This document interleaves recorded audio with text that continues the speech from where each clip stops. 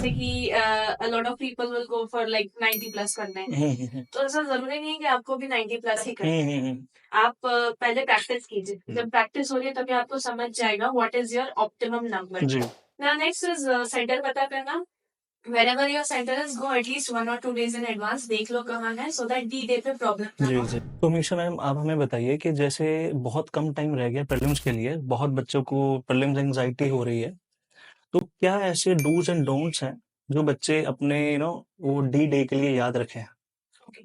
So D day के लिए dos and don'ts शुरू होते हैं डी डे के 30 दिन पहले। Okay. Like we know that to develop any habit you need at least but 20 given आपकी तैयारी हो चुकी हुई है अच्छे से, तैयारी प्रोवाइडेड है ना? So like you have to count days and after that counting you need to leave a gap of 10 days. Okay वो 10 दिन को छोड़ के बाकी दिन का एक टाइम टेबल रेडी चाहिए। Okay Once that timetable is done, उस timetable में you should have readings, revisions, PYQs as well as test papers. Okay चारों चीजें। आफ्टर दैट 10 दिन का टाइम टेबल अलग से बनता है क्योंकि तब तक क्या हुआ है, क्या नहीं हुआ है, क्या छूट गया है, क्या बैकलॉग है, everything. And then there are some current news which are really important. Then you will be like, ओ इनको देखना बहुत जरूरी है because highly possibly they might have a question. For example previous year जैसे रशिया यूक्रेन वॉर चल रहा था, तो there was a question on which countries are bordering Ukraine. Okay तो ऐसा क्वेश्चन होता है। So such things are directly correlated जिनको आप आखिरी 10 दिन के लिए रखे रखें ओके और उन्हीं टाइम पे देख के जाए सो that you will remember that. Now comes D day के लिए पार्ट। तो डी डे के लिए फर्स्ट ऑफ ऑल ये करना है कि you need to modify your schedule. Okay जैसे क्या होता है, many of us are nocturnal जिनको रात में पढ़ना पसंद आता है और उनको वही सही लगता है because it is quite and nobody disturbs them. लेकिन प्रीलिम्स के टाइम पे they have to change this right 30 days in advance so that they wake up in time, they will reach the center at time and they will write the paper in time, तब उनको नींद ना आए। जी जी। ये हुआ GS1 के लिए। Same goes कुछ लोगों को दोपहर में खाना खाने के बाद they like taking a nap. Now again in that case what people have to do is that they have to stop taking a nap 30 days in advance. yes. Do not take a nap at the afternoon time। ये मैं बहुत ज्यादा emphasize करके बोलती हूँ और अभी भी बोलना चाहती हूँ। जी जी। So that way क्या होता है, सीसाइड का पेपर है, सॉल्व करना है बट वहाँ फिर नींद आती है। Literally people do this and some of them will just stop 2 inches in advance या पेपर पे कोलैप्स ना हो जाए। Now next is सेंटर पता करना। Wherever your center is, go at least 1 or 2 days in advance, देख लो कहाँ है so that D day पे प्रॉब्लम ना हो। ट्रांसपोर्टेशन क्या है, are you cab pooling, do you have metro, ये तो बहुत इश्यूज होते हैं। ट्रांसपोर्ट टाइम पे कैब्स बुक नहीं होती तो you have to book in advance. Time पे यू अगर आप अपना व्हीकल एडवांस भी नहीं काम करता।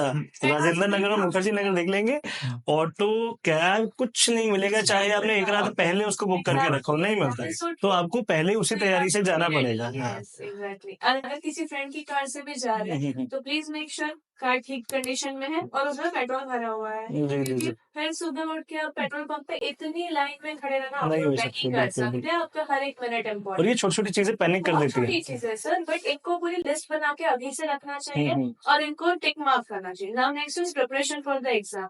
People should be having at least 1 or 2 fruits, dry fruits and chocolates in their bags. Next come पानी। पानी अपना ले जाए, भले सेंटर में बनेगा आपको पता है बट पानी हमेशा अपना साथ में होना चाहिए। नाउ नेक्स्ट कम्स कि if at all you are sick, अगर इंडिजेशन हो जाता है या फिर एसिडिटी हो जाती है तो ये 2 टैबलेट्स आपके पास रेडी होनी चाहिए आपके बैग में इन एडवांस। क्योंकि ये प्रॉब्लम आती है आफ्टरनून में, आफ्टरनून में आएगी ये। एग्जैक्टली, क्योंकि सुबह आपने खाना खाया नहीं खाया, सही से खाया, पेपर देते वक्त एंजाइटी में एसिडिटी हो जाती है normal and that is why you should have a antacid with you at all times paper के टाइम में। And same goes for indigestion. Now next is कि ठीक है, you need some kind of energy, please rely on fruits और even oral rehydration.